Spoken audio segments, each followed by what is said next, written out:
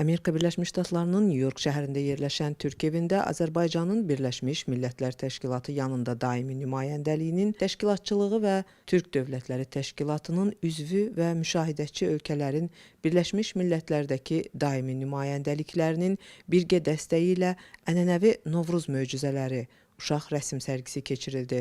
İkinci ildir baş tutan bu layihə çərçivəsində türk dilli ölkələri təmsil edən istedadlı gənc rəssamların əsərləri nümayiş olunub. Sərginin açılış mərasimində Azərbaycan, Macarıstan, Qazaxıstan, Qırğızıstan, Türkiyə, Şimali Kipr Türk Respublikası, Türkmənistan və Özbəkistanın BMT-dəki daimi nümayəndəliklərinin səfirləri, diplomatları və yerli icmalının nümayəndələri iştirak etdilər.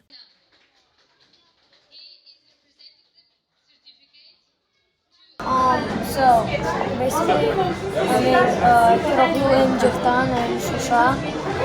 I wanted to put in some extra tradition into my painting.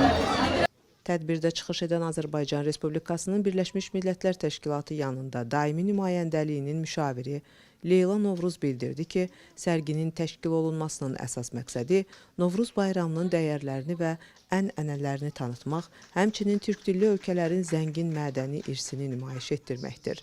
Diplomat onu da vurğuladı ki, bu ilki sərgi türk dilli ölkələrin milli nağılları və hekayələrinin gənc rəssamların gözü ilə canlandırılmasına həsr olunub.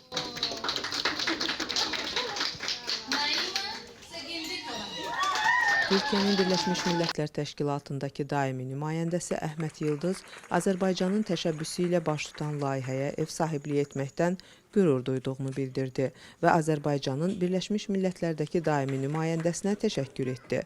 Sərgidə Azərbaycanı təmsil edən Amerika Birləşmiş Ştatlarında yaşayan 3 məktəbli Kəmal Novruz, Camal Baxşəliyev və Zərifə Novruzun rəsmləri iştirakçılar və qonaqlar tərəfindən böyük maraqla qarşılandı.